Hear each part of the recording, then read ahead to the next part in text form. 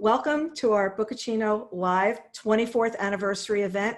We cannot believe it's been 24 years. We started 24 years ago with one website on AOL.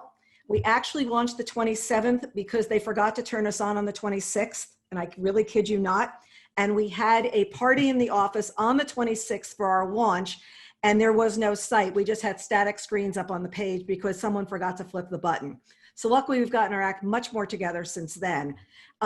Joining us tonight are going to be some of our longtime reviewers, 9 of our longtime reviewers, and I have a blue margarita in hand to toast you all, to toast our reviewers and to toast our readers.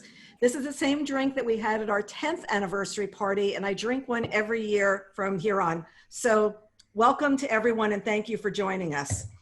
We're really lucky to have the reviewers with us tonight because so many of these people are the heart and soul of what goes on Bookreporter, yet you don't get to see them and you don't get to hear from them. And what I really am proud about is they're from across the country. You know how so many publications are in this East Coast or West Coast? We really have so much of the country represented with our reviewers, and we like that because we get different voices, different opinions, what they're seeing from their community, what they're seeing out in stores and libraries. And also, we've got an audience tonight that is from 37 different states. And I went and counted that this afternoon, as well as someone from Argentina. So to me, that's really wonderful as well, because we love that we are like part of America. It's not just, once again, bi-coastal kind of an audience that we're looking at. It's really like we feel like we're talking to so many people. So we like being not just a bi-coastal read. So tonight, I'm going to be introducing each of our reviewers with a brief bio, and then we're going to talk about some of their favorite summer selections. Some of these books, in fact, many of these books, I haven't read. You were all sent a leave behind earlier this evening, and that has all the books that we are going to be talking about tonight, and an asterisk will show if our review appears on Bookreporter, so you could go back and look in that. So we will also be sending this tomorrow morning to you again. And we will also be recording tonight. You will get the video link to this, some artwork if you want to share it with your friends. And throughout the evening, if you want to put down in the chat area, which is down below, comments, questions, anything you want, Austin's going to feed us a Q&A at the end of the evening. And also in that chat, if you want to share the book that you're reading right now, we'd love to see that. And afterwards, we had so much fun last time going through the chat just to see, and then you can be sharing with each other as the evening goes on what you're each reading.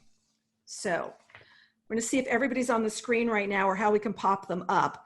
Because with us tonight, we have Eileen Nicol, Harvey Freedenberg, Catherine Weissman, Ray Palin, Ron Kaplan, Sarah Eagleman, Nora Peel, Stuart Schiffman, and Joe Hartlub. So, with no further ado, we're going to sit and talk about their books. We're going to see what they've been excited about and why they selected these books.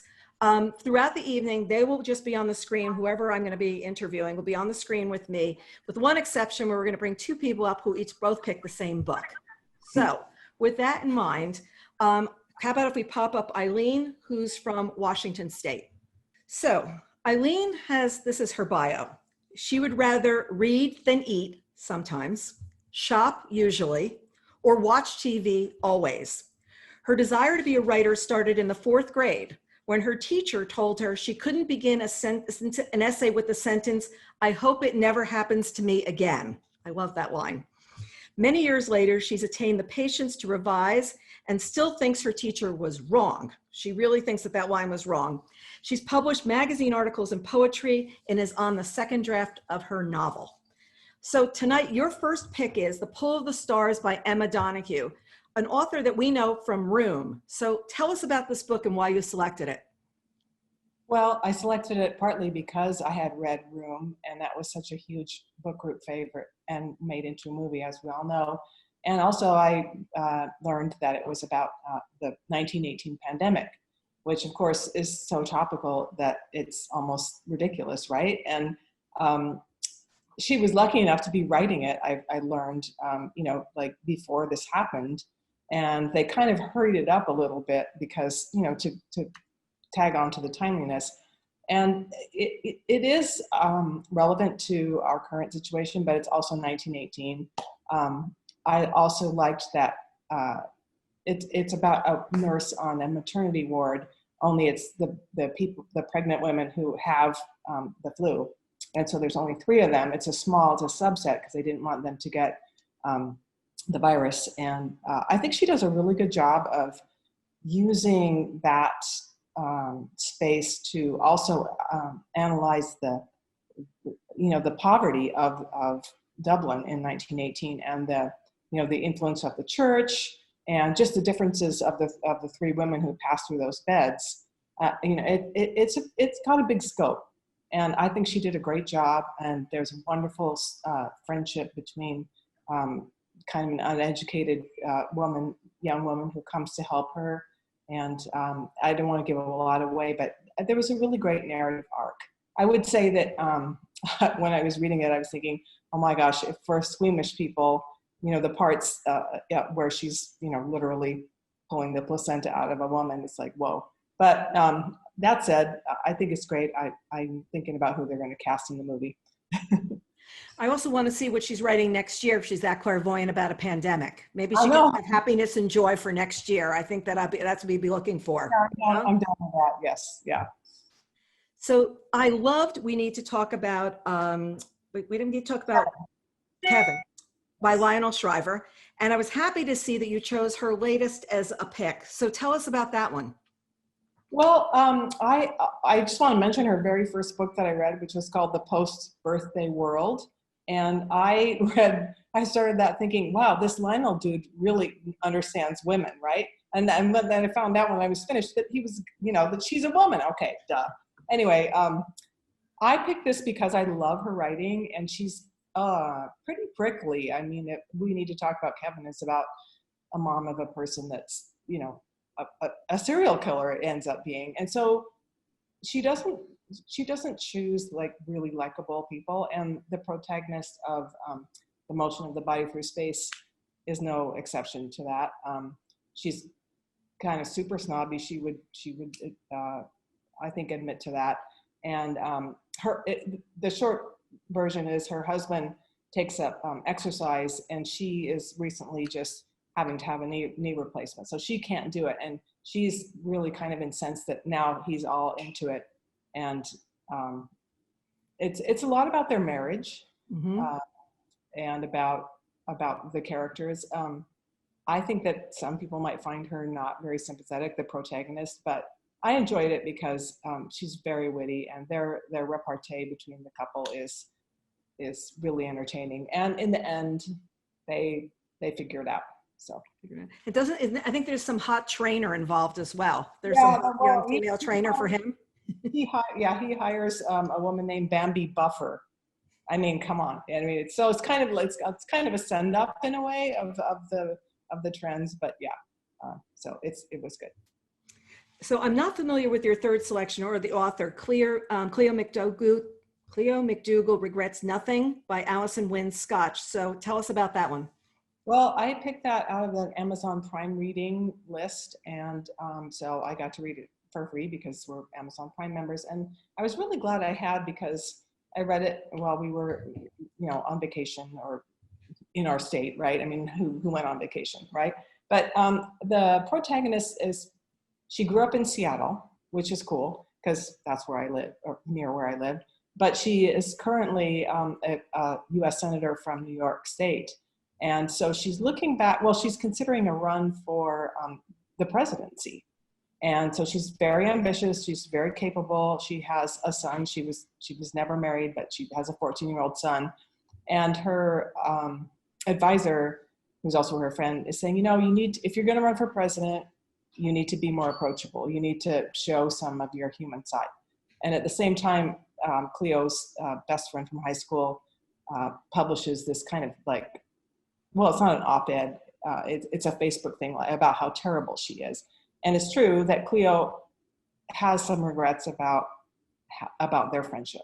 And so it's kind of about Cleo coming to terms with some of her regrets, but it's funny. And I like that she's not perfect. And it's fast-paced, insightful. And I liked it a lot. That's great. We also have a question for you from the audience that I just saw pop up. I love your earrings. Where did you get them? So there's the question. So if you want to share, you know, Oh, it's really funny because the person's reveal your secret. no, I got them in Mexico actually, and it's a funny story because I thought I had lost them, and every woman probably has a story like this where you think you've lost and you like, okay, I've given up on these, and then you put the coat on that you haven't worn in a while, and you put your hand in the pocket, and you go, oh my God, I still have them. Yes, so yeah, I got them on the beach in Mexico. On the beach of Mexico. So if we ever get to travel again, there you go. There's your shopping tip. There's your shopping tip. Thank you so much for joining us. 3 great selections. Thank you. Thanks. Next, we have Harvey Freedenberg from Harrisburg, Pennsylvania. I feel like it's like, you know, The Price is Right. Come on down, Harvey. Yeah. So let me give a little intro. Harvey Freedenberg practiced intellectual property law and litigation with a large Harrisburg, Pennsylvania firm before he retired in 2017. He's been working as a freelance reviewer since 2005 and is a member of the National Book Critics Circle. In addition to the nearly 300 reviews he's written for Bookreporter since 2006, he writes for Book Page, Shelf Awareness, and Kirkus Reviews. Very avid reader. Harvey, your first book is The Index of Self-Destructive Acts by Christopher Beha. Tell us about it. Okay. You know, I didn't set out to pick 3 books that were relevant to what we're going through now, but it turns out that I think in different ways, all 3 of them are, and they're all superbly written. Christopher Beha has written several previous novels, but I think this is his big novel. It got a review in the Sunday New York Times. It's set in 2009 at the height of the financial crisis, and involves a couple of characters. If you imagine Thomas Friedman encountering Nate Silver, those are 2 of the main characters in the novel. And it touches a lot of bases, including baseball. The title comes from a baseball statistical measure that perhaps Ron Kaplan knows something about. But it talks about celebrity culture, financial misdeeds, journalistic plagiarism, and really grapples with some weighty issues of good and evil, and frankly, why human beings screw up so much. It's a big novel, but it reads very quickly, and it's the kind of novel that sort of recalls some 19th century novels. The epigraph comes from Dostoevsky. I kind of thought of Charles Dickens when I read it, and it's the kind of novel that you leave for an hour and you can't wait to get back to it because you feel like you're participating in the characters' lives and you just want to get back to them. So I highly recommend that. If you like The Bonfire of the Vanities by Tom Wolfe, this will have some somewhat familiar ring to it. Oh, that's great. That's great. Your next book, Milltown, Reckoning with What Remains by Kerri Arsenault. Kerri Arsenault. Yes, correct? Yes. I think it's pronounced Arsenault. Kerri is a critic and an editor. This is a nonfiction work. It's the product of a decade of research and investigation and writing. And it's about the very, very small town that she grew up in Maine. It's the town of Mexico, Maine. The main feature of the town is a paper mill that's existed there for almost 120 years. 3 generations of her family have worked at the paper mill. And she dove into the story to really investigate the issue of the prevalence of cancer in the community. The area came to be known as Cancer Valley. And she really conducted a dogged investigation to get to the bottom of this, because the suspicion is that the paper mill is contributing to the incidence of this disease in the community, not just among the people working there, but among the members of the community. But it's also about issues of what a hometown means, what it's like to stay in a small town all your life. In her case, she married a member of the Coast Guard, and she's traveled and lived all over the world. But she really feels a very strong pull to this this very small hometown. So it's a combination of a narrative nonfiction investigation, a journalistic type book, but also a beautiful memoir, and the writing is really wonderful. So if you want to have a little better understanding of some of the working class issues in the country at this time, I think this is an excellent book to read on that subject. Have you read Heartland by Sarah Smarsh? Had you by any chance read that one? No, I have not read that. Yeah. No. trying to figure out. And I really love the line. It looks at an interesting question. What are we willing to tolerate and whose lives are we willing to sacrifice for our own survival? And I think that's a very good way of putting, you know, what this book is about and what you want to look at. Yeah, the people in the town refer to the odor. And if you've ever been around a paper mill, there's a very distinctive odor. It was referred to in the town as the smell of money. Because the town depended for its economic survival and still does to this day on the paper mill. And she really explains that story very beautifully.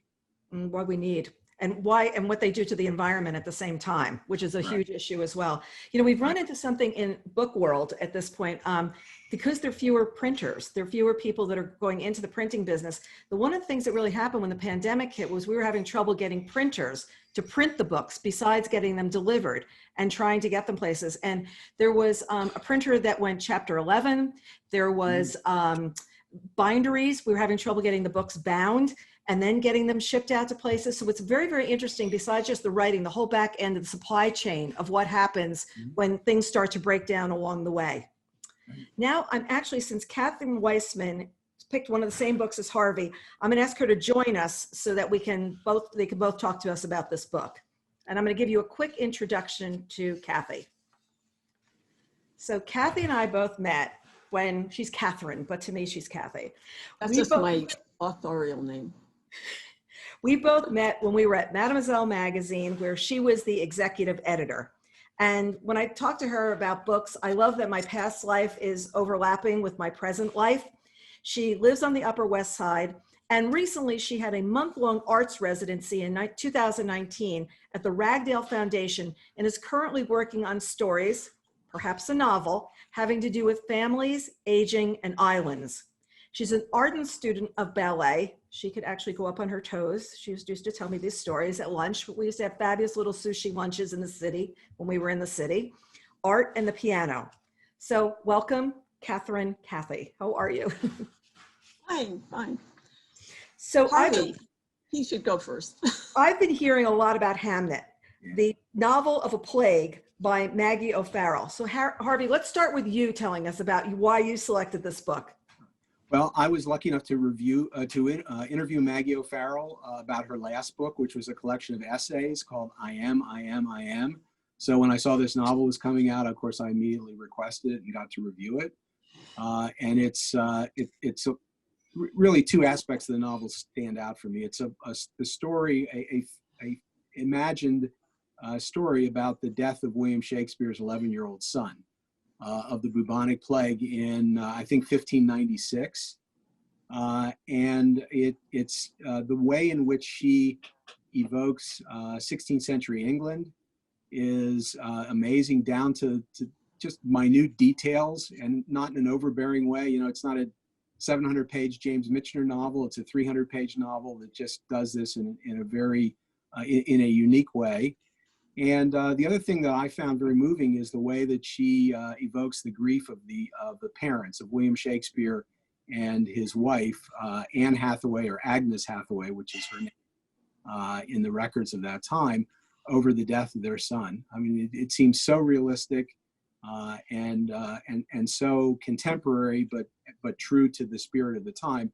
And the other thing that really made it, that really impressed me in this time, is that there's a chapter in which she traces the way the bubonic plague traveled from Italy to England in the 16th century, ended up killing their son, and it's just a terrifying chapter. I mean, it's as scary as anything you'll read in Stephen King to describe the way this plague moved. So there's so many aspects of this book that are wonderful. In 300 pages, she just did a marvelous job. Well, and it's nice because it's crisp. If it's in 300 pages, it's a crisp book, because a lot of stuff is it's bloated. There are many times I say I could have cut 100 without a problem. So Kathy, you love this too. You said you just like to gloat about this book the whole time. So tell us what you loved about it. All right. I adored this book. I'm just run along the Shakespeare action figure, which my brother gave me, because our father taught Shakespeare. But the really interesting thing about this book, I mean, apart from all the things that Harvey said, which are absolutely correct, is that Shakespeare isn't even named. He's the husband, he's the father. Much of it is from the point of view of the child who's going to die. And his wife, Agnes, who's really a fabulous character. She's sort of a wise woman. She's a healer. She's an herbalist. She's illiterate. So she can see the future. She can sort of see into people's bodies and spirits. So their reactions to the death of their son are completely different. She blames herself. Why didn't I see this coming? Why couldn't I heal him? And she's very close to nature. She has this sort of visceral quality. Shakespeare, who by this time is spending most of his time in London writing plays and acting, he grieves too, but she doesn't realize until the end that his form of grief is through the alchemy of art. He writes Hamlet, which once you read the description at the end in the context of their son's death, you understand that it's about loss. I mean, in Hamlet, the father is the one who's murdered, not the son. But watching this play at the end, she understands what he did. She understands that he's grieving too, when she thought he wasn't. So it's an historical novel, but as Harvey says, it's not one of those ones where they're showing off the research every bit, and it feels completely authentic and lived in, but all the detail is part of the development of the character, of the story. It's not sort of added on. She really inhabits it. And I just started to read I Am, her nonfiction memoir. So it's one of the best things I've read in a long time. A lot of people have said this summer that it's their favorite book. I know Fiona Davis was reading it the other day just before I interviewed her, and I just can't wait to get back to this book. And everyone who's reading is saying when they put it down, they just can't wait to get back and read more. So also her earlier novels are also wonderful. I mean, I've read most of them. So, you know, if you like this, it's not that they're alike, but she's just a marvelous writer. Right. Yeah. Someone has just said, can you show the physical covers? Just so you know, when we do the video tomorrow, we're going to drop covers in for all these books. We didn't want to assume, we've been having a lot of trouble getting review copies, and a lot of things we know that are only available in ebook. So tomorrow the covers will be dropped in. So when you get this recorded, you will have those as well. So just know that, yes, we see that, and those are coming. So Harvey, thanks for joining us. Thank you. Great to see you. Okay, Kathy, you also have another book, All Adults Here by Emma Straub, which was a Book Reporter Bets On selection. I also got to interview Emma. So I love this book as well. So tell us about it. Okay. The title, of course, is ironic because now I read this in a library edition and I can barely remember the names of the protagonists when I'm actually reading the book. So this is a little general. But it's about a widowed matriarch in quite a lovely little town, her 3 children, their spouses, and ostensibly everybody's a grown-up, right? Except they're really not, you know, and I think one of the messages of this book, it's not really a message book, but is that adulthood isn't a work in progress. It's not as if, it's not a done deal. It's not as if you reach some age and then you're a grown-up, hooray, and then you can just sort of sit there and enjoy it. It's even the matriarch, who is, I don't know, in her 70s, she's embarking on a completely new kind of relationship. She's thinking about the things she did wrong as a mother. There's among her kids, there's a single mother. There's one of her sons is having trouble with his teenage daughter, so on and so forth. But I think what's interesting about Emma Straub, besides that she founded a bookstore, which I think I love, is that her books, her 3 novels are light, but they're not really lightweight. Mm-hmm. Now, she just has the touch. If she had pushed the irony and sort of made these people into caricatures, you know, it would have become a satire, which, you know, and that genre has its place. And if she had gone in the other direction and made it sort of sentimental and cozy and predictable, I think it would seem sort of shallow, but somehow she manages to give us these people we care about, people we want to spend time with. I remember emailing a friend while I was reading it and saying, I love my library book. And that doesn't always happen. You take out something, you know, and you've heard good things about it, but then you think, yeah. But this, and I think especially right now, a book that's consoling in some way, that's positive, where, you know, that's filled with people who are basically doing their best. You know, they're not perfect, they make mistakes, they hurt people, they hurt themselves, but they're basically kind of, they're not crazy, you know, it's not full of high drama, but it's not bland either. There's a real depth and sensitivity in her books, all three of them, but I think this is probably her best, in my opinion. And sometimes that's just the kind of book I want. Mhm. I don't always want Hamnet. Mhm. Right. Or War and Peace, or, you know, whatever. I think she can write wry and funny really well. And then she drops in the daughter character is pregnant. She's she's single. She's been artificially inseminated, but she is still having an affair with her high school boyfriend. I love this. And she actually thinks he's cheating on her with his wife. So it's that kind of humor that gets layered into the whole thing. And also this mother thinks that these children are making all these mistakes. She thinks she made mistakes, but she wants to keep them from doing them. So that interaction as well. And sometimes the smartest person in the room is the child. And I just love that part. The child is definitely the one that's got it all Right, together. she was my favorite character, I think, yeah. She's spunky, spunky. Thank you, Kathy, really appreciate it. You're Thanks for welcome. joining us. So next we've got Ray Palin. Ray is an award-winning actor, drama teacher, and former executive, producer and director for 15 plus years of highly successful regional theater group that is still based on Long Island. Additionally, he is a published playwright with several short plays being registered with the Writers Guild of America. In 2015, Ray relocated from New York City to where he lived his entire life to Central Florida for a job opportunity with Walt Disney World. And he currently works as leader in the entertainment department of Walt Disney World. So Ray, welcome. Thank you so much for joining us. Cheers, Kerri. It's a pleasure to speak to someone who doesn't have a mask on.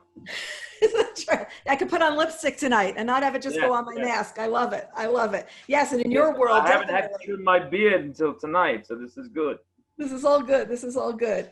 So Ray, tell us about Devolution, a firsthand account of the Rainier Sasquatch Massacre by Max Brooks. Max Brooks. I mean, Max Brooks did World War Z, which was just incredible. In summertime, I always try to go out of my way to find books that are fun, kind of like the Jaws movie type of book. And Devolution I was drawn to. I also have a thing for Sasquatches, so it was ideal. There's kind of a small community, almost something like out of M. Night Shyamalan's The Village, that's near Mount Rainier, and they have one tragedy where Mount Rainier actually erupts. So now they're trapped there, and they're having to survive and make do. And while all that is happening, they suddenly come in touch with not just one, but a whole family of Sasquatches, and it just kind of snowballs from there. And it's not some horror, but Brooks is very, very intelligent. It's not that pure beach read. I can't put my mind on rest because he's got that Michael Crichton-esque feeling with the book the entire time. A lot of science there, but the people just are way outmatched by Mother Nature and by the Sasquatch. It definitely sounds like an interesting plot because you've got so many different discordant people coming together. Right. It was very interesting. Well, I loved it for your next book. I loved Bird Box when it was made on Netflix 2 years ago. And then I realized it was based on a book. And I was like, whoa, this is even more interesting. So tell us about the follow-up, Mallory by Josh Malerman. Right. When Malerman did, when he released Bird Box, was his first novel back in 2014, I loved it. And I said, this is one of the most unique horror novels I've ever read. It kind of transcended the horror genre. And I said, I wait to see more from him.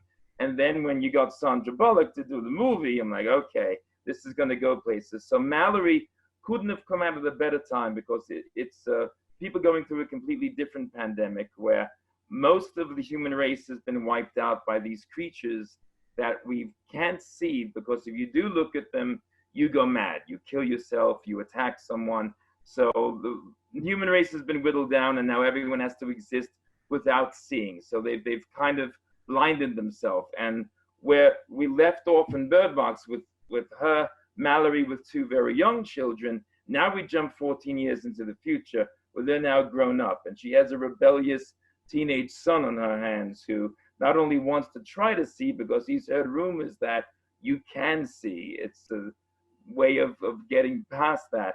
She also finds out through just a complete random occurrence where someone knocks on her door, leaves a book and says, I've been interviewing people and I'd love to get your story. And she flips through it and sees the story written by her parents, who she just assumed were dead.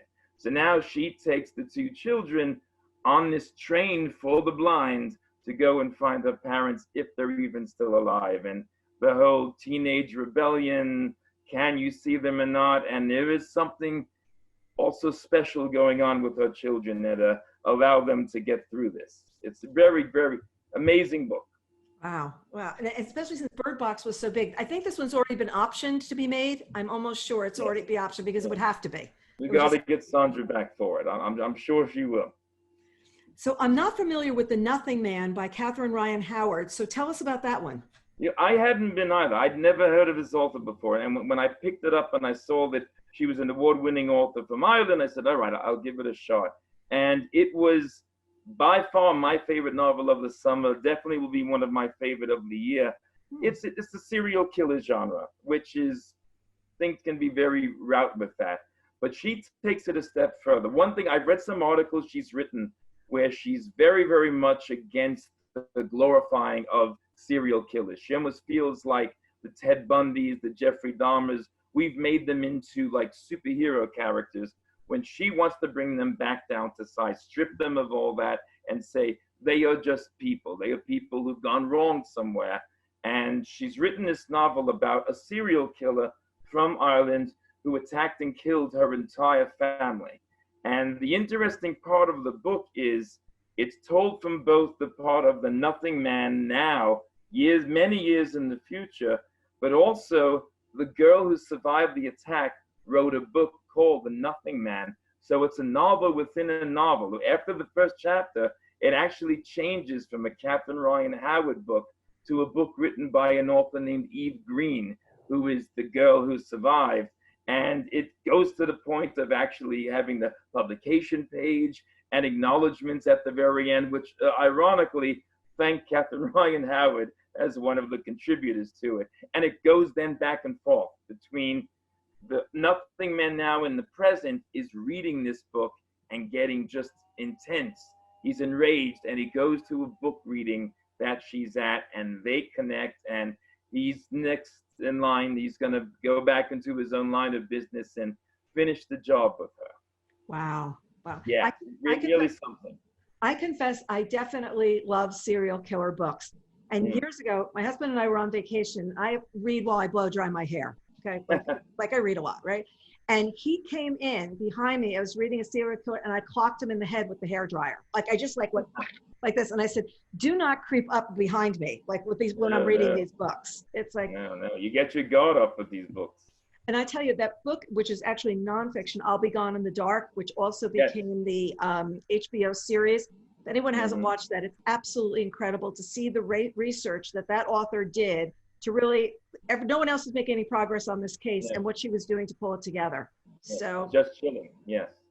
Absolutely wonderful. So thank you, Ray. Thanks for joining us. Sure, cheers. Next, we have Ron Kaplan, who joins us from New Jersey, which is where I am tonight as well. So let me have Ron come up on my magic screen. There we go. Ron is an award-winning journalist and blogger and is the author of 3 books. 501 Baseball Books Fans Must Read Before They Die, The Jewish Olympics, the history of the, I'm not going to pronounce this right, so I'm going to turn it to you. The Maccabea Games, and Hank Greenberg in 1938, Hatred and Home Runs in the Shadow of War. His freelance articles and reviews have appeared in such publications as Baseball America, Mental Floss, American Book Review, American History, Forward Magazine, and Verbatim, among others. He also hosts Ron Kaplan's Baseball Bookshelf, a blog about baseball literature. So today he is sharing 3 books about iconic characters with us. And we start with The Answer Is Reflections on My Life by Alex Trebek. Ron, tell us about it. Well, as most people who read, they probably watch Jeopardy too, I'm guessing. So they follow what's been going on with Alex in his personal life. He's suffering from stage 4 pancreatic cancer, and I think that prompted him to write this book. It's an interesting book in that it's very frank.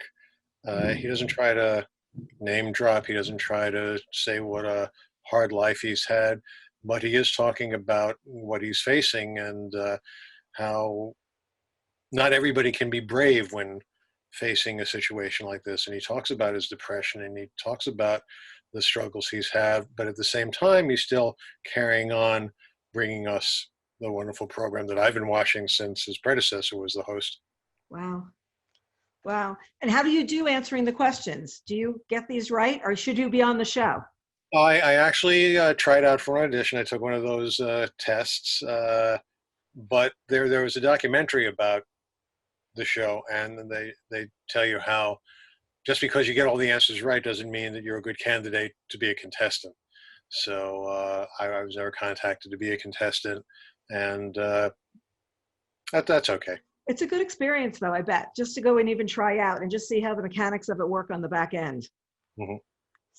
So next you take up Willie Mays with 24, Life and Stories and Lessons from the Say Hey Kid by Willie Mays and John Shea. So tell us about this. I know you absolutely love baseball.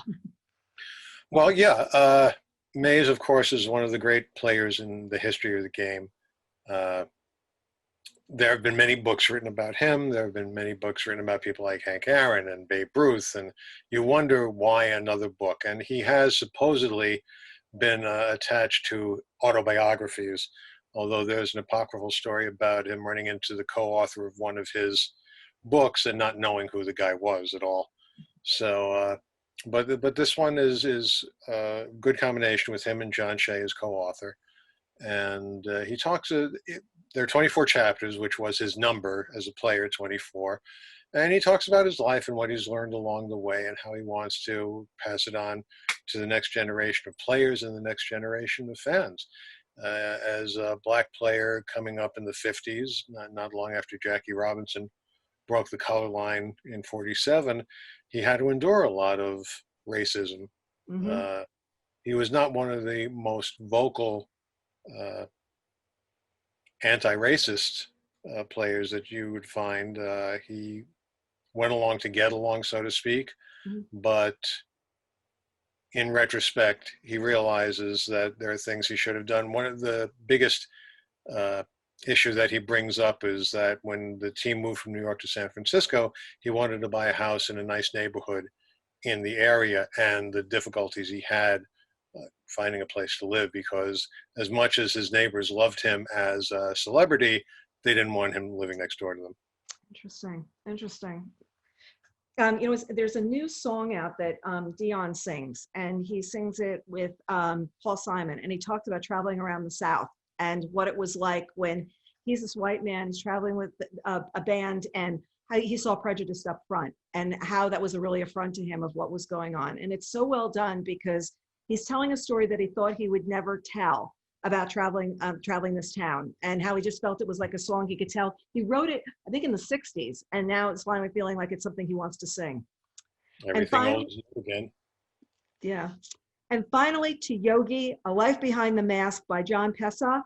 I grew up with people who were really good friends with Yogi and his kids, so we had a lot of fun because there were always Yogi-isms and Yogi stories that we were hearing, because we grew up in the next town over from Yogi. So take us away on that book.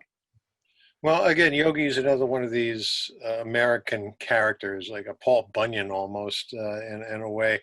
There are so many stories been told about him because of those Yogi-isms, things he said or supposedly said. He said, "I didn't say everything I said," was one of those Yogi-isms. And that's another one of these. There have been a lot of books about Yogi. And I interviewed John Pessa for my blog. I also interviewed John Shea. And I asked him, why do we need another book about Yogi Berra? And the way it's written is a lot of writers who go into big biographies want to show off how much research they've done. Mm-hmm. This book doesn't read that way. It's a more brisk look. It's a more familiar look. I don't like to use the phrase enjoyable read, but that's what it was. And Pessa said, quite honestly, that Yogi was one of his heroes. He was his father's hero. He was his hero. And he wanted to get a little bit behind the man behind the mask, so to speak. And Yogi comes across in this book as a very savvy businessman. Mm-hmm. He was very good at, in days before players had agents, and negotiating his own contracts. He wasn't afraid to hold out if he felt he was being wronged by the Yankees, who always thought that, well, we get to the World Series, so that bonus paycheck you get after winning the World Series should really be considered part of your salary, which a lot of the players disagreed with. And people forget what a great player he was. He isn't in the Hall of Fame. He was a 3-time MVP in the All-Star game 17 times and won 10 World Championships with the Yankees. Then he went on to the Mets. He also was with the Astros for a little bit, came back to the Yankees. And as you say, I live in Montclair, so although I don't claim to know him and he never knew me, apart from passing, he's a big patron of the library. So I would meet him there on a couple of library events. And of course, the Yogi Berra Museum is on the campus of Montclair State University, which is a wonderful place to go, like a mini Hall of Fame, which I highly recommend. So yeah, I sometimes I read books because I feel I have to, as right. my blog, but this one I really enjoyed. You know, years ago, he was really good friends with the Tripucka family, which was, he was a big player for Notre Dame, the big Tripucka, the sports family. And at Frank Tripucka's wake, in comes Yogi in a side door. And there's like a hush over the room because Yogi's coming in and he's doing his Yogi-isms, like, you know, even at this, like, you know, moment and stuff like that. And it's just that there's a spirit about him because you feel like he's stumbling through life in a lot of ways, but he was so clear on what he wanted to do and, you know, where he saw his career. And you're right, the business of the career as well. It was all important to him. And as a testament to his popularity, his impact on America, when he passed away, he got a send-off. His funeral was covered as if he were a head of state. Exactly. Really big deal. So thank you, Ron. Thank you so much for joining us. Thanks for having me. Next, we have Sarah Eagleman, who lives in New Mexico, where she is professor of religion and humanities. She also works and teaches in the Albuquerque Jewish community. She enjoys writing, knitting, spending time outdoors, and especially reading. She likes all genres and has a fondness for horror on nonfiction, as well as short stories, speculative fiction, and literary novels. Now, I had the pleasure of spending a day with her in Albuquerque a couple of years ago when I was out there for ABA's Winter Institute. And we headed to a museum. We shared some wonderful Mexican food, and then we hit up Yarn Shop. So we had a completely lovely day. I actually was able to show her the skirt that I knitted with the yarn that we bought that day, but she's a wonderful tour guide and travel guide. And I feel like I got to see the city. So many times when I travel, I don't want to see it from above. I want to see it from within. And she did a beautiful job of sharing that with me today. So welcome. So nice to have you here. And let's hear about your first book, which is These Women by Ivy Pashota. Is that correct? Yeah. Yes, awesome. Yeah, thank you for having me and happy anniversary, Book Reporter. This is so cool. So my first pick is These Women by Ivy Pashota, whose other books, I've read 2 of her other books as well, and they are all remarkable. I highly recommend them. This one is really interesting because what she's doing is taking a sort of typical crime or serial killer story. It has a little bit of a police procedural aspect to it, but she's turning the perspective upside down and she's giving us the point of view of women who are being impacted by these crimes in this neighborhood, and they're mostly poor women of color. So she's really de-victimizing them, making them really human, thinking about their family dynamics, their places in the neighborhood, and really giving her characters this power that a lot of novels that are like this sort of fail to do. So it's got, you know, family drama. It's got some definite scare to it. It's a little bit frightening. We have Essie, who's this sort of top or upcoming police officer. We have a survivor of the criminal who's revealed at the end, Jujubee. We have a young woman who is making art from the really terrible things she sees around her. And they're all sort of bumping into each other in this story. And it's really remarkably written, and it feels so real, but she very much honors her characters as opposed to sort of objectifying them, which we see in these kinds of books sometimes. So I really enjoyed this book a lot. Sounds terrific. You read, what else have you read by her? What were the other ones? She wrote Visitation Street and Wonder Valley. Those are the two others that I've read by her, and I liked them just as much. She has one other book that I haven't read yet, but it's definitely something that I'll be keeping my eye out for. That's great.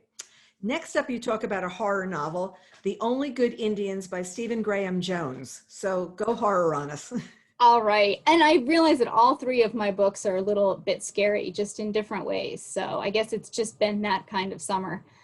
So I really like horror, and this is one of the scariest books I've read in a while, plus just really well written and interesting and a super page turner. It's about 4 friends who grow up on Blackfeet Reservation. And about 10 years ago, actually exactly 10 years ago, they have a elk hunt that goes wrong. And they're traumatized by the events, but they're young men at the time. They grow up, they have families, they have jobs. Some of them leave home, leave the reservation. But as the anniversary of this elk hunt approaches, really bad things start happening to all of them, and they're literally haunted by this hunt. So Jones is exploring identity and community and sort of indigenous folklore, a lot of cool pop culture in there. So all of that is really interesting because it's not the sort of worldview that comes often in horror novels. But beyond all of that perspective, it's just a really well-written book with some scary imagery, and it really stuck with me. I really loved it. That's wonderful. And finally, let's talk about Sisters by Daisy Johnson. Yeah, this one I just read, and so it sort of squeaked in onto my list of 3 here. It's a really short book. It's really weird. It's very sad.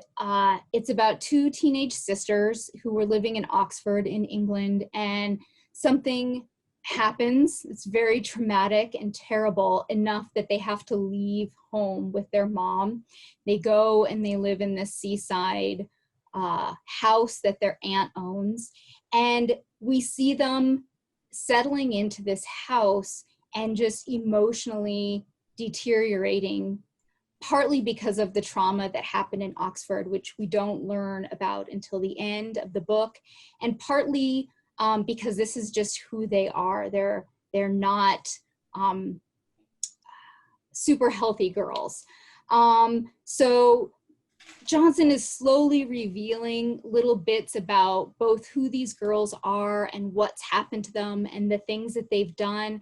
And it's very surreal in parts. We realize early that we may want to question the perspective that these girls are giving us, that even their mother's perspective is not quite right. Things aren't adding up. And it is it's short enough that you could almost just read the whole thing in one sitting. And it's really sort of a nestle down, figure this out, be fully immersed kind of story. And as dark and tumultuous as it is, it's really, really beautiful writing. It's hard to say that it's a delightful book because it's so dark.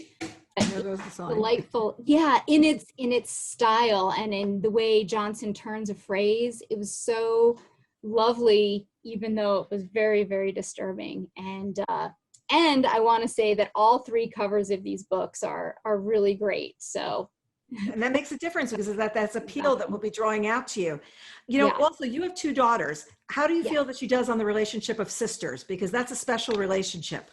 Right. So these two sisters, they're named September and July, and they're just 10 months apart.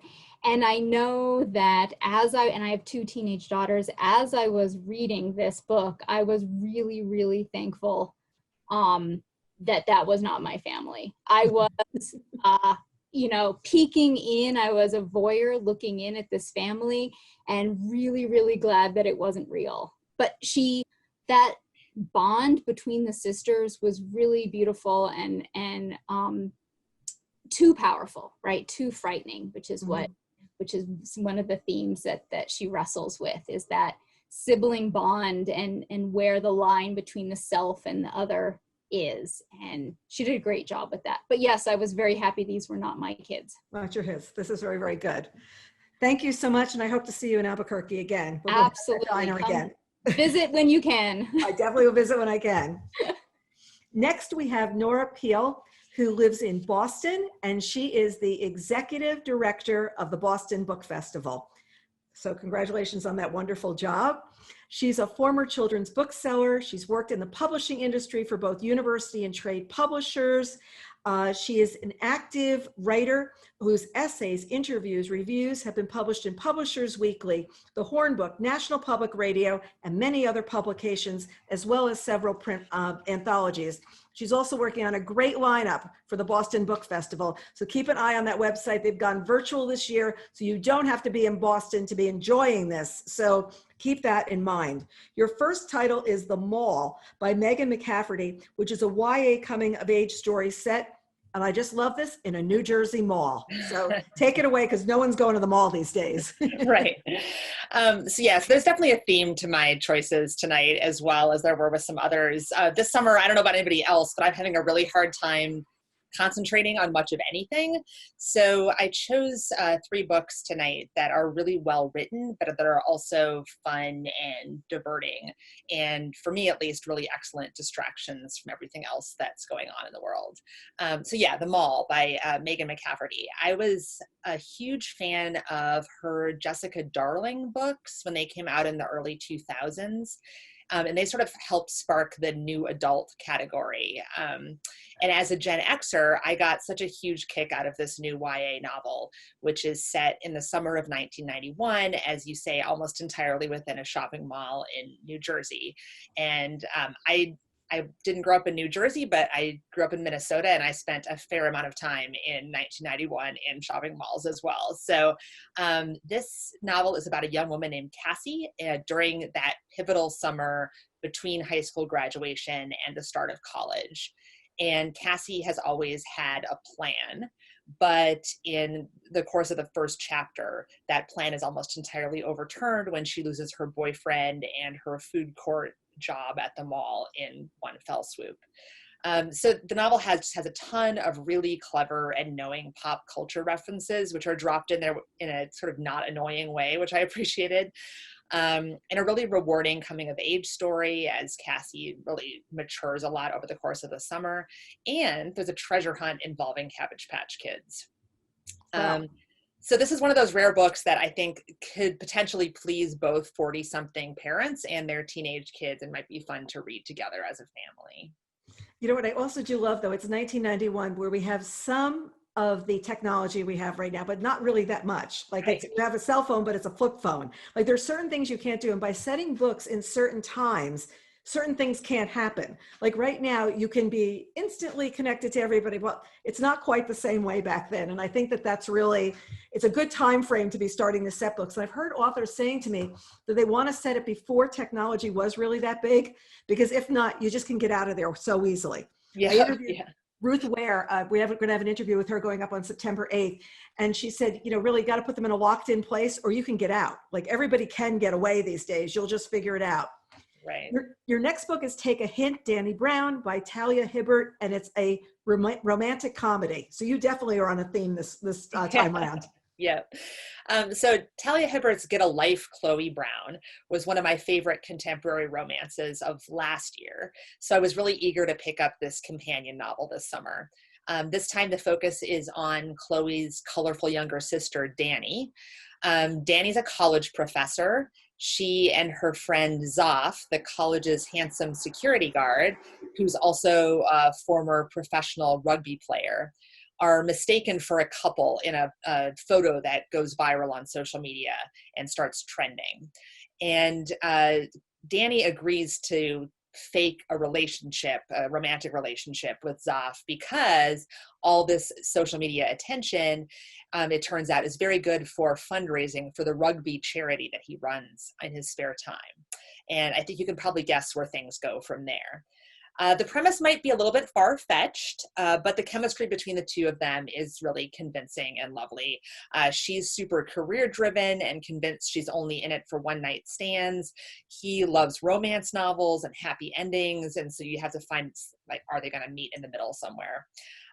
Just as in the novel about DANI's sister Chloe, this novel also addresses serious issues, in this case anxiety disorder, in a sensitive and realistic way that makes sense within the context of the plot.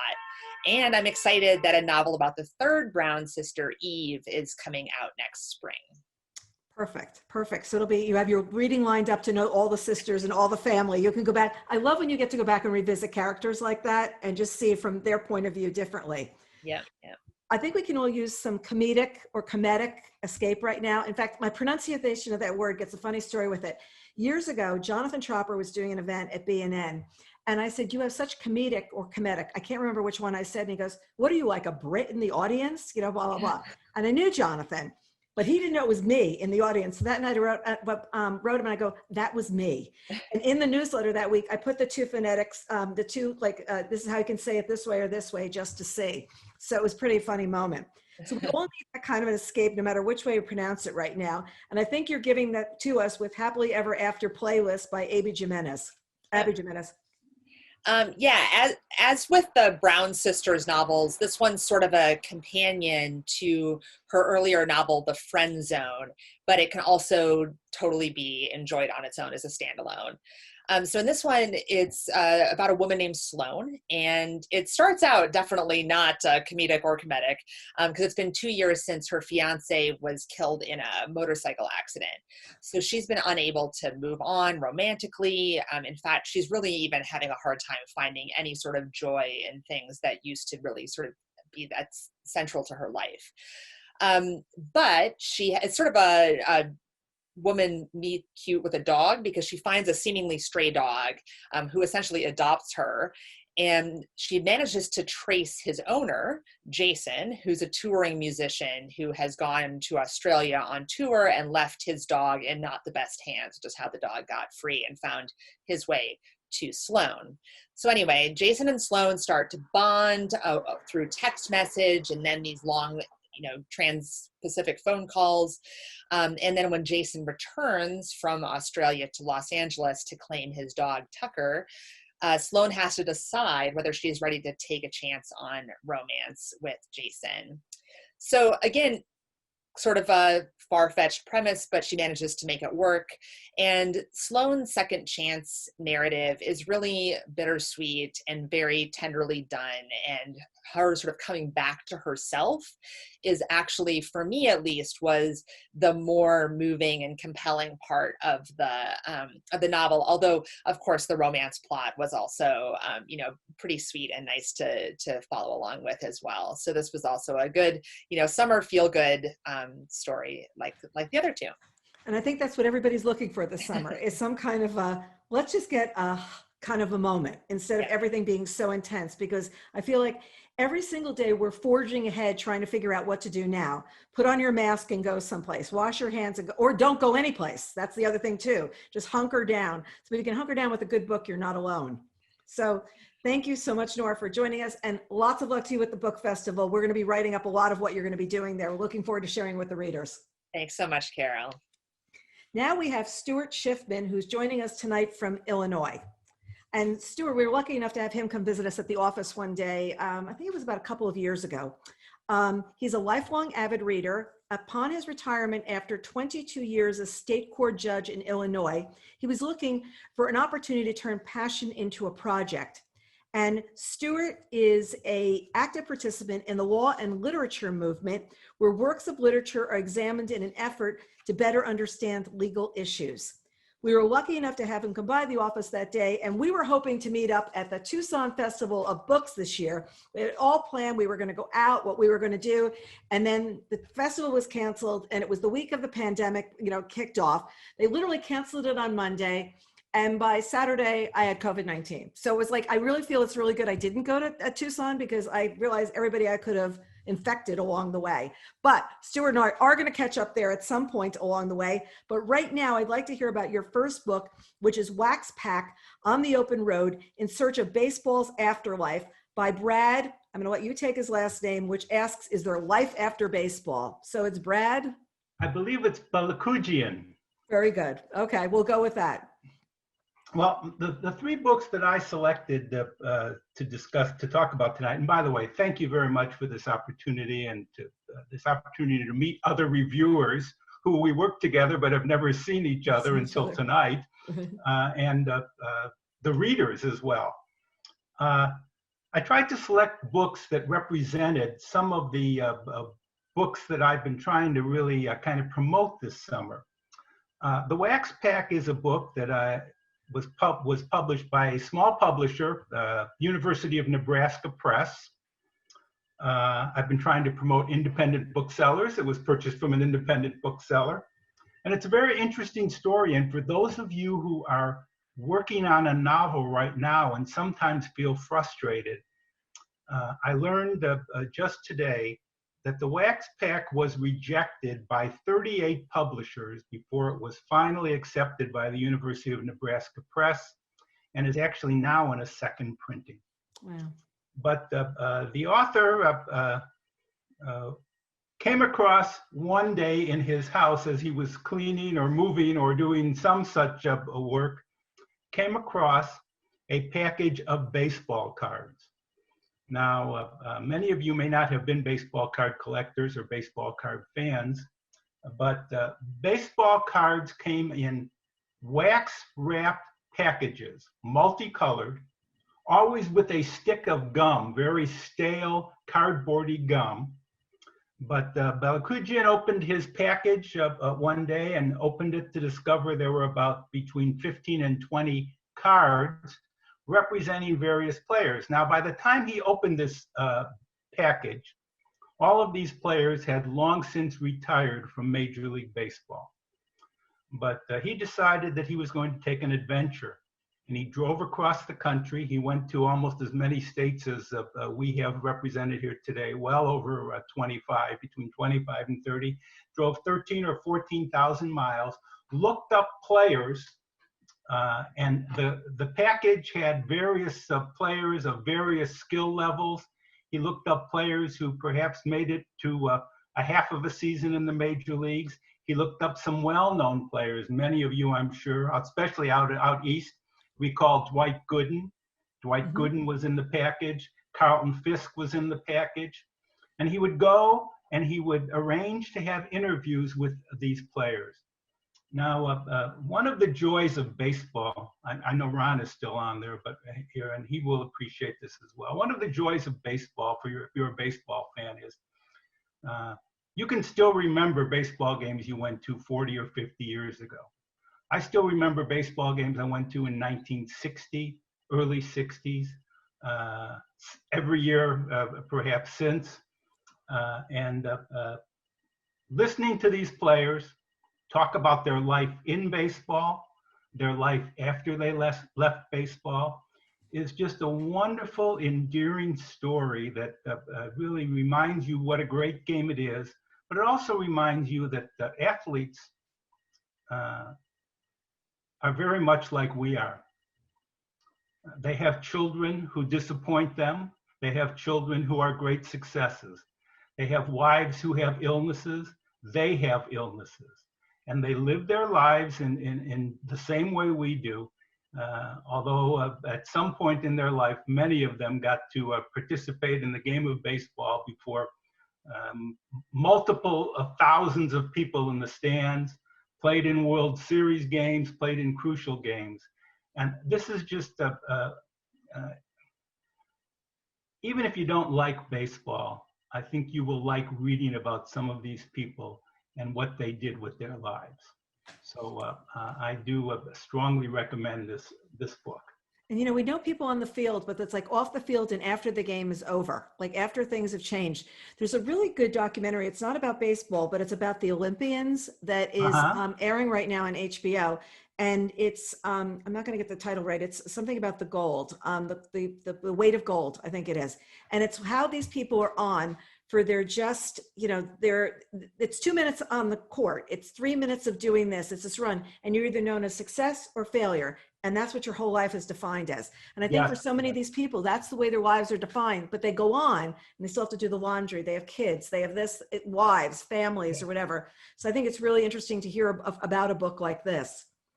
Also, we're preparing to celebrate the 75th anniversary of the end of World War II in September, and you bring us a book about the White House and the Pentagon's involvement in an epic Hollywood production, The Beginning or the End, How Hollywood and America Learned to Stop Worrying and Love the Bomb by Greg Mitchell. So tell us about this one.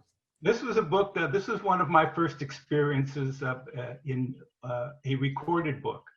You know, we have to do our exercise during the pandemic. I had to spend a lot of time on the treadmill, and I passed some of the time on the treadmill by listening to this book. As Carol has mentioned, in August of 1945, the United States dropped 2 atomic bombs on Hiroshima and Nagasaki.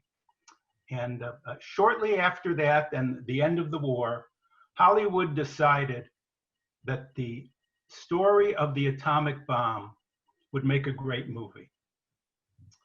And so they began, 2 different studios actually were in competition to produce the movie. This is just not a book about the movies, though. You know, growing up, I was always a big movie fan. I still am a big movie fan. And I love to read about the making of movies.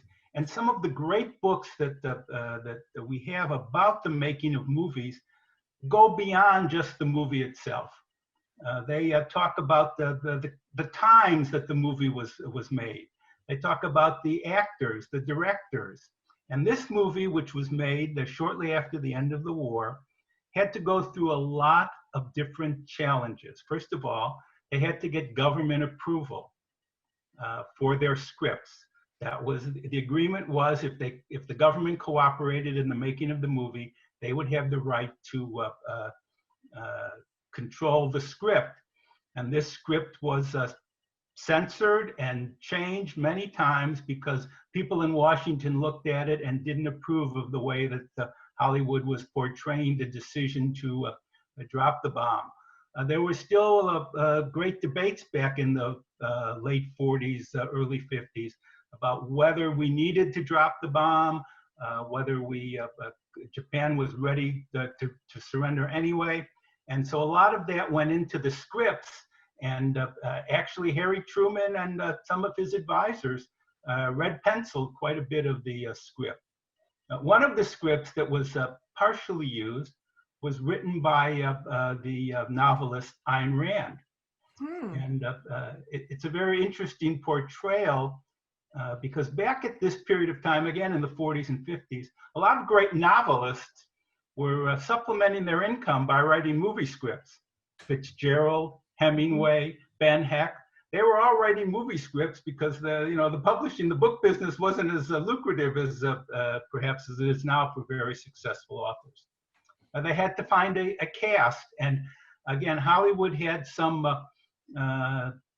problems with the people who were selected. Harry Truman actually vetoed one of the actors who was to portray him because it turned out that he had some accusations against him of being a communist sympathizer. He could never be allowed to portray Harry Truman under those circumstances.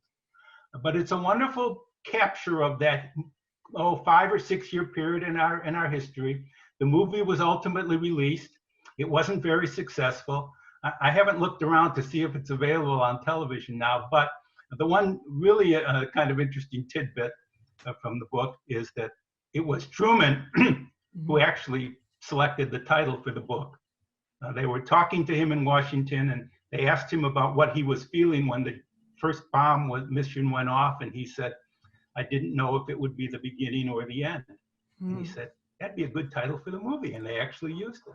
This is what it would be. You know, and it's interesting because right now, many book writers are having such great luck with Hollywood because they're looking for so much material that's already established. It's already, you're able to write these books because you already have a character, a setting. We know what it's going to look like. We know it. And Hollywood does not have to develop as much. So a lot of them are having these marvelous times of getting books optioned.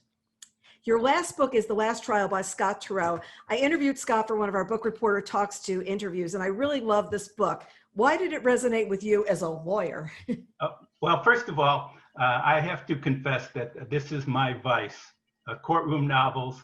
I have reviewed for Book Reporter just about every John Grisham book since I started working at Book Reporter.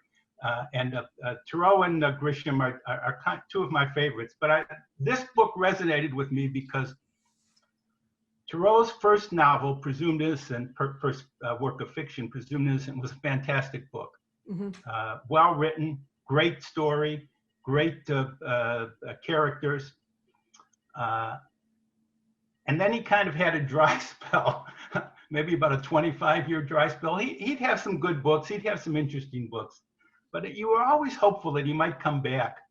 And this book actually forms a perfect circle of the beginning and end of the Presumed Innocent saga, because the star of this book, The Last Trial, by the way, I guess we do have a listener from Argentina. The star of this book is Sandy Stern, Alejandro Sandy Stern, who was a character in the first book and a character in a few of other of Turow's other novels, who was a lawyer in the fictional location of Kendall County, which everybody who reads the books knows immediately is Chicago. But Sandy Stern is now 85 years old, and he has agreed to represent his friend, Dr. Kerri Pefko, who has been run into some serious difficulty with the government. Now, Pefko is, lawyers will all understand this when I say this, Pefko is the client that every lawyer wants to have. First of all, he's rich. Second of all, he has an incredible background. He's a Nobel Prize winner in medicine. But his work in medicine has led him to some problems with the federal government because he designed and developed a drug which is a cure for cancer. But the government alleges, and I'm not spoiling anything here because this is all in the first few pages of the book. The government alleges that along the way, he and his company cut some corners in their cancer research and in their laboratory work on this drug. And they hid some negative information about the drug. And as a result, some of the patients who were taking the drugs in the experiment died. So the government has charged him with securities violations and murder. And Sandy Stern and his daughter, who is his law partner, are representing him. And this book is a fantastic trial book. I was talking about it just yesterday with some friends of mine, and I had told them that if I get the occasion to go back and teach a little bit more in law school, this book is a great illustration for trial tactics course. It's not that difficult for non-lawyers to read and understand, but Turow goes through very detailed explanations and very well-written and thorough explanations of some of the things that happen in trials. And most trial books are about murders. This is not about a murder. There were deaths, but it's not about a murder. And it's just, there are great plot twists, and it's just a very enjoyable work. And Turow has, it took him a while to come around, but he finally did the great sequel to Presumed Innocent. You know, and I was thinking, as we're all waiting for a vaccine, everybody's waiting for a vaccine, and you realize the testing. I'm like so skeptical right now after reading this book because it's working and then it's not, and what people are doing behind the scenes. And Scott had this great line. He says, when you're a lawyer, sometimes you don't want to know what you're really supposed to tell the truth. You don't really want to know. You have to really defend this person, but you really don't want to know everything. So tell me what I need to know and no more. Because a lot of times he said, you don't really know. Like, are they really guilty? Or your job is to get them off. That's what your responsibility is. And Thoreau is kind of the exception. You know, there's a lot of great writers who write courtroom novels. And when you meet many of them, they wouldn't know the inside of a courtroom if they actually were just dropped in there. But Thoreau is an exception. He is a very busy, active, practicing lawyer. He's very active. He and Grisham are active in in anti-death penalty work. And Thoreau, I think he's now as an attorney, he's gone into semi-retirement, but he had a very busy legal practice and knows of what he speaks, obviously, when he writes. Yeah. But knowing and translating it for the reader are sometimes difficult. Yeah, and I did learn a lot about the law, but I didn't feel it was in over my head. I felt like it was just something that was organic into the story and so well done. Yeah. So thank you, Stuart. Thanks so much for joining us. Appreciate it. Next up, we have Joe Hartlub. And Joe is known as our senior writer here at Book Reporter. We met him in 1996 in a chat room called Bookaccino. Yes, we had a chat room called Bookaccino when we were first on AOL, and Joe would come in and be chatting with us about books. And he's been writing for us since 1997. So he's one of the original team. He lives in Ohio, and I have been lucky enough to attend a number of events with Joe. We've spent time at BoucherCon in a number of cities. We spent to the first Thriller Fest. We were out in Arizona, and someday he's just gonna have to tell you the story about him and the guns that he brought with him in order to be able to do live demonstrations, and then his car broke down. So we'll get to that story someday. We're not gonna share that one with you tonight. But Joe and I have had adventures, different places along the way. If he calls, I'm immediately start laughing on the phone because there's always some great story of what's going on with him. He is an entertainment attorney. Notice we have a lot of attorneys that are writing for us, specializing in music and publishing. He's a Fox News Channel contributor on matters pertaining to publishing law and has been featured on panels concerning the entertainment industry. Joe also, if I go down to New Orleans, can tell me what streets not to walk on, where to go, what to do, what to eat, and can completely set people up. He also loves hats, and I can't remember what city we're in where you actually took all the authors out and everyone was buying hats. What city were we in? Indianapolis? That was Cleveland. Cleveland. Actually. Cleveland. Mac the Hatter. Mac the Hatter. So you were out doing that. In addition to reviewing for Book Reporter, he has a number of short stories published in crime and horror fields, and he's an actor with stage credits. Actually, he was in the critically acclaimed supporting role in the critically acclaimed feature LA 308, as well as a co-starring role in the short feature Seducing the Shrink. So Joe, welcome today. Start out by telling us about Bones of Wolf, the border noir by James Carlos Blake. Well, okay, thank you, Carol. Just to swerve a bit, I am also in the forthcoming movie Cherry with Tom Holland. That was supposed to be out in April, but it's been pushed to November. Wow. So, sad card for you. Sad card for you, you know? Vote. You can vote with the Academy. Yeah, I hope so. The Bones of Wolf. I love this series.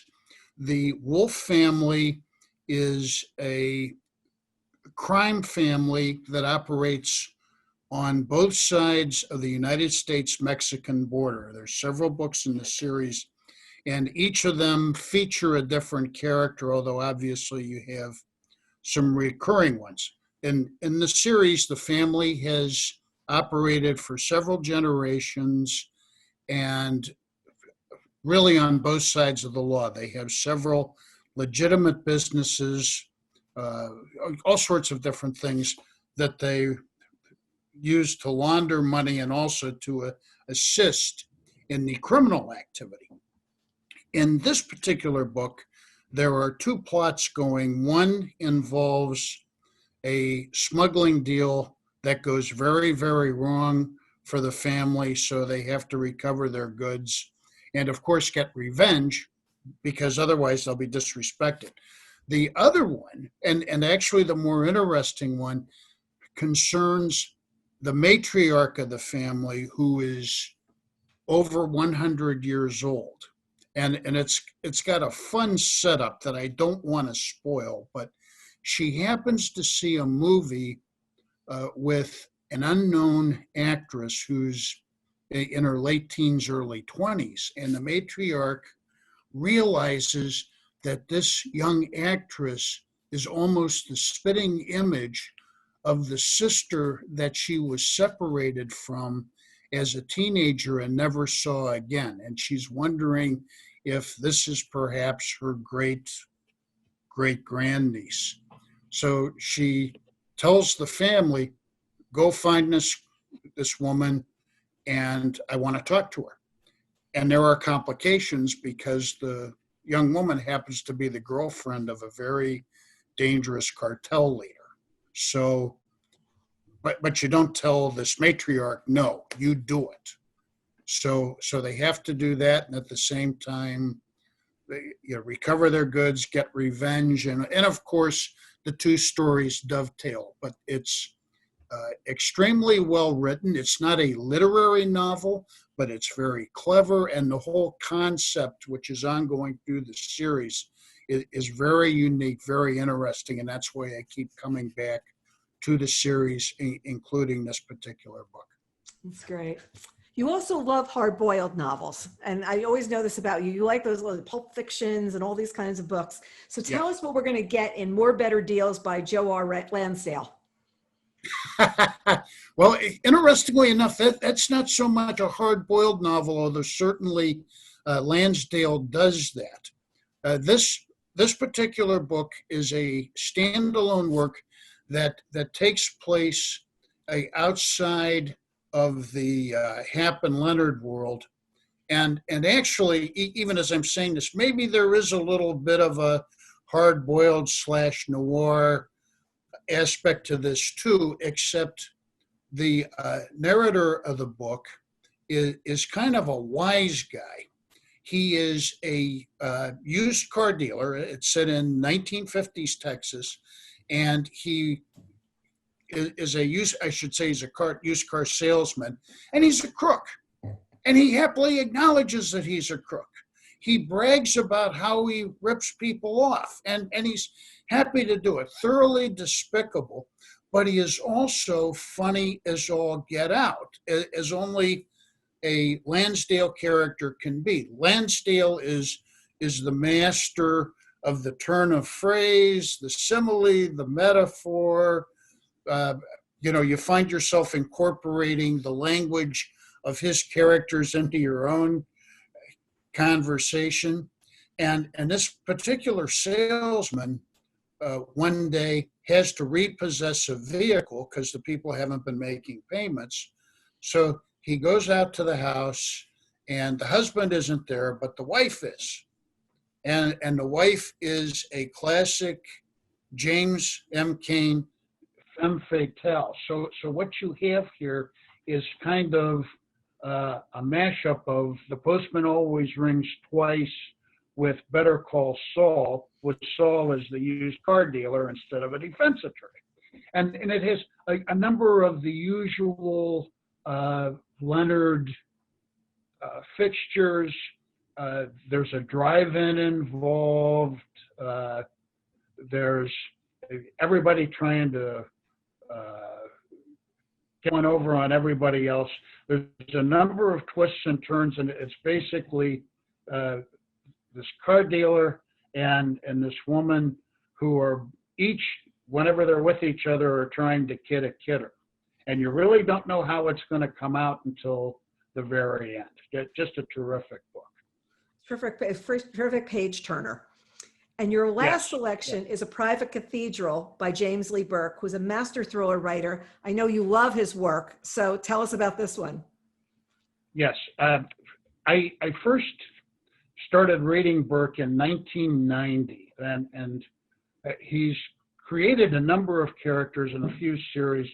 his longest running one is concerning a South Louisiana police officer / detective named David Robichaud, who is very troubled, but very upright, seriously flawed, but tries to do the right thing.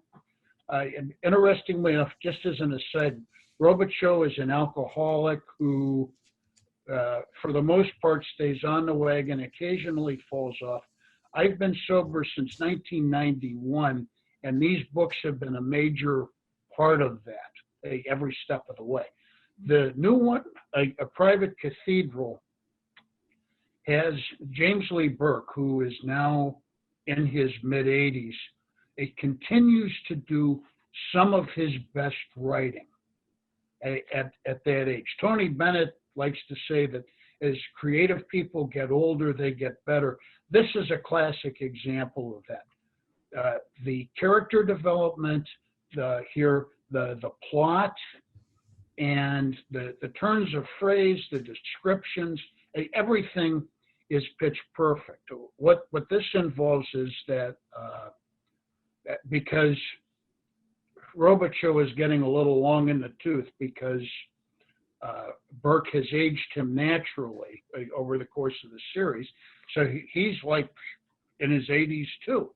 So what Burke does here is he goes back and describes an incident taking place 20 years ago in the early 2000s involving David Robichaud and his friend Clete Purcell getting in the middle of a feud between two warring crime families, one in New Iberia, Louisiana, which is where Robichaud's a police officer, and the other on the north side of Lake Pontchartrain, outside of New Orleans. He never really says it, but it's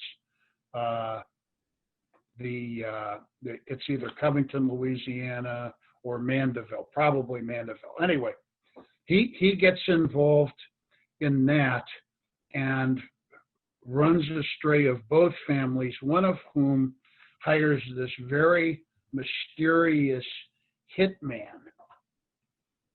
who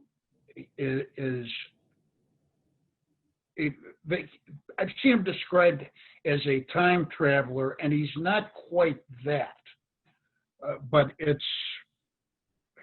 he either doesn't age or he goes from place to place, and this is an exploration of another theme that Burke frequently visits, that being how close the afterlife and this world occasionally, if not intersect, brush up against each other. This particular character is a part of that. It's a violent book, but Robichaud also through Burke, or I should say Burke through Robichaud, also explores the beauty of the world and of life at the same time.